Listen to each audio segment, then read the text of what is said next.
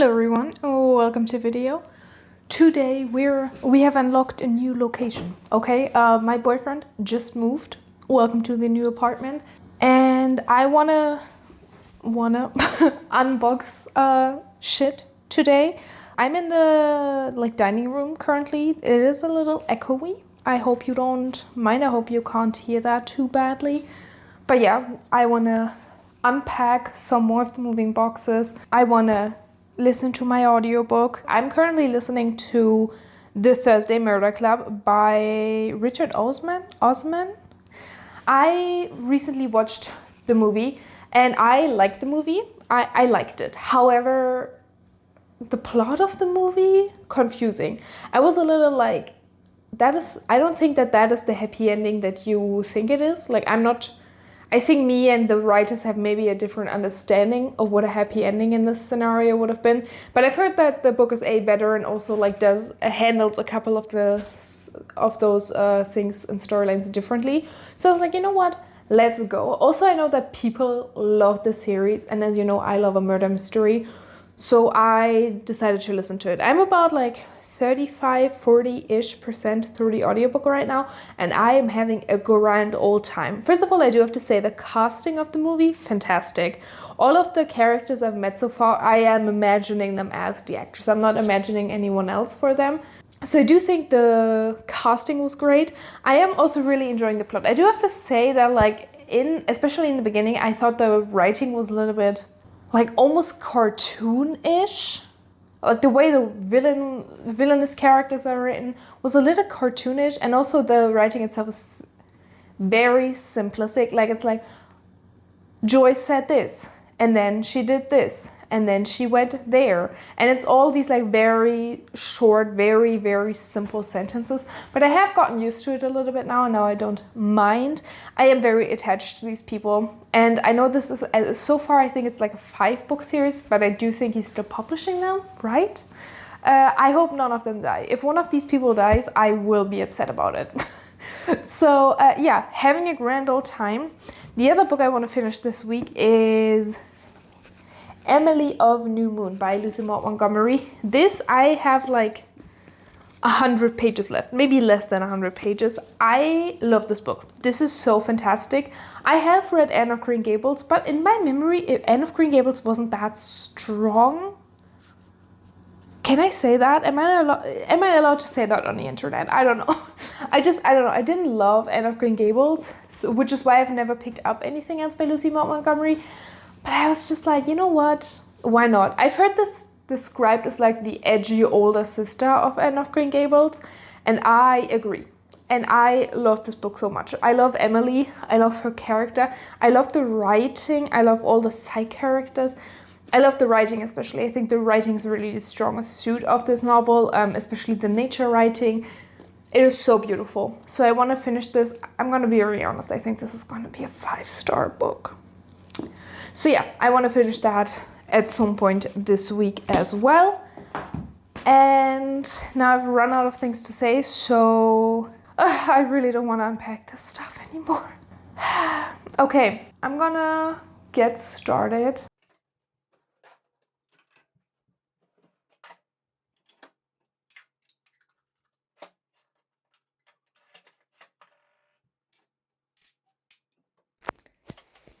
So the Thursday Murder Club is about a retirement village in England, specifically about 4 unlikely friends and their somewhat morbid hobby to look at solve unfinished murders in the area. So they meet once a week on Thursdays and they discuss cold cases or cases where they think maybe the wrong person was convicted.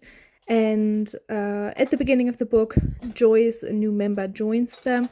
And shortly after, somebody in the village is killed, and somebody who was also affiliated with the retirement village and the Thursday Murder Club kind of finds themselves investigating this crime alongside with the local police department.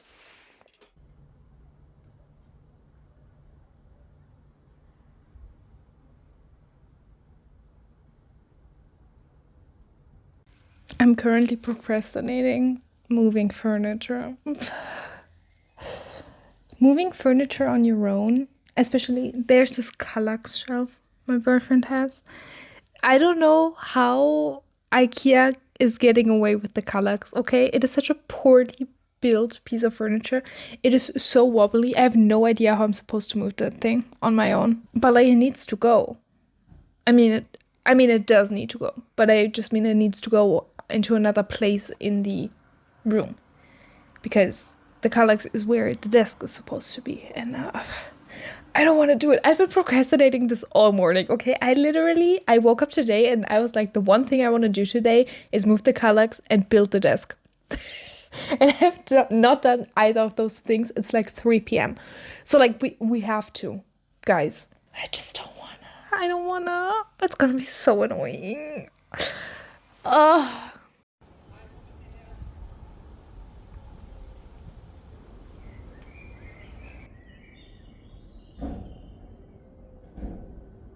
In Emily of New Moon by Lucy Maud Montgomery, we follow 10-year-old Emily Starr, and at the beginning of her book, she becomes an orphan.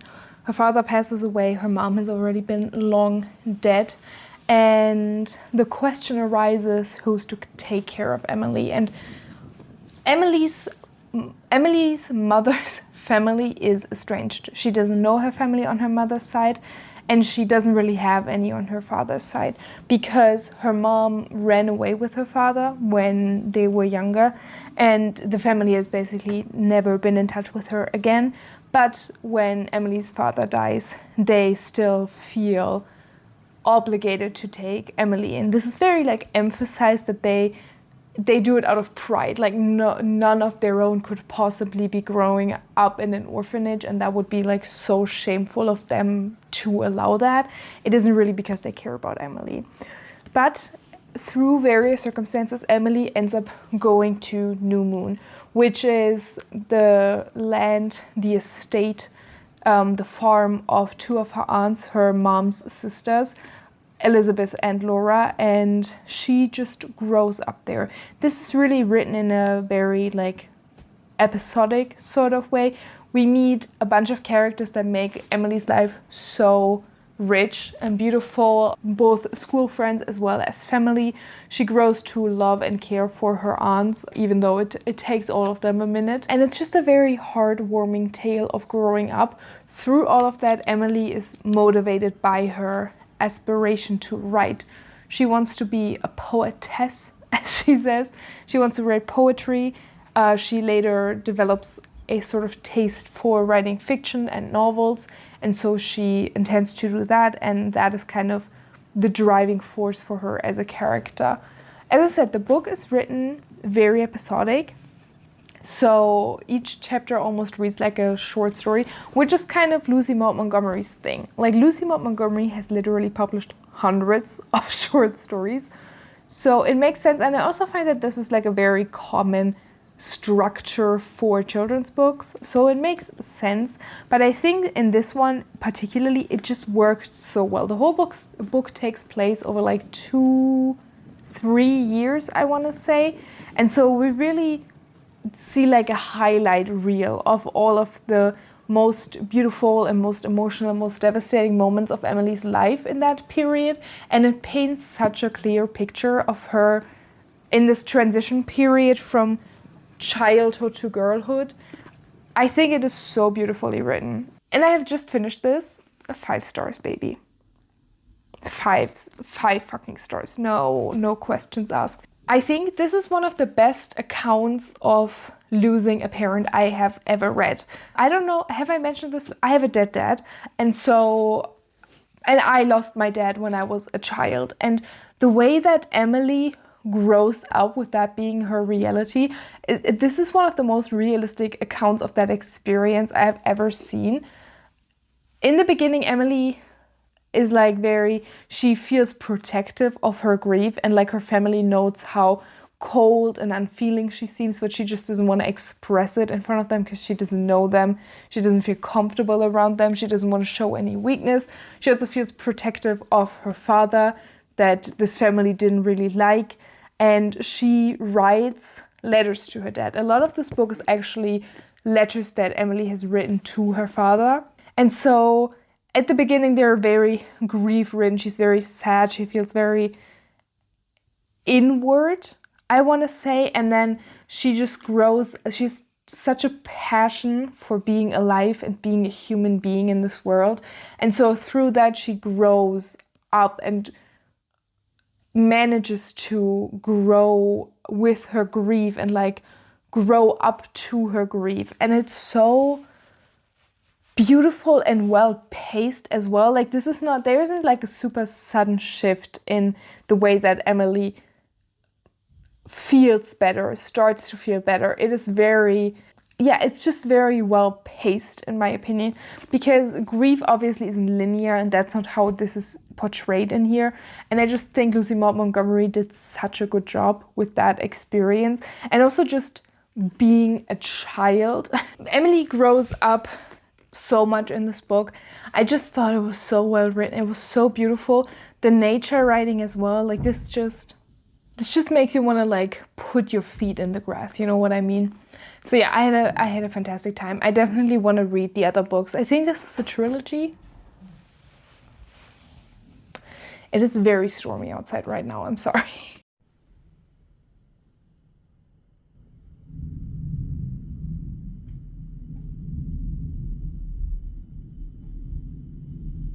I think this is a trilogy. Definitely want to read the other books. Very excited to read the other books. I just cannot believe how much I love this. This healed something in me.